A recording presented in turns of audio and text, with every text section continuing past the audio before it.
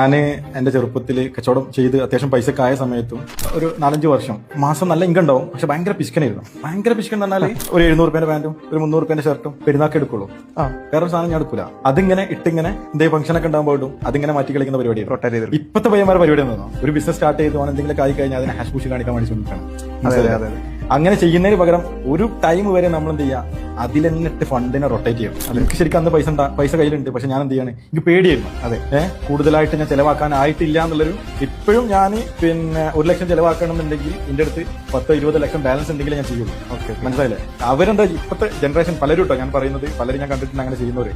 അപ്പൊ അതുകൊണ്ട് പറയണം, ഇപ്പോഴത്തെ ജനറേഷൻ ചെയ്യുന്നത് വെച്ചാൽ 10 രൂപ ഉണ്ടെങ്കിൽ അതിന് 100 രൂപയായിട്ട് കാണിക്കാൻ വേണ്ടി ശ്രമിക്കുക. അതിന് പകരം എന്ത് ചെയ്യാൻ പറ്റും, സ്റ്റാർട്ടിംഗ് ടൈം നമ്മൾ എന്ത് ചെയ്യാം, ഭയങ്കര പിശുക്കനാവുക. എന്നിട്ട് ഒരു ലെവലിൽ നമ്മൾ എത്തിയതിനു ശേഷം നമ്മൾ എന്ത് ചെയ്യാം, കാണിക്കാം. ഇപ്പൊ ഞാനിടുന്ന നല്ല നല്ല ബ്രാൻഡുകളാണ്. അതുവരെ ഞാൻ അങ്ങനെ ആയിരുന്നു, ഭയങ്കര പിശുക്കനായിരുന്നു.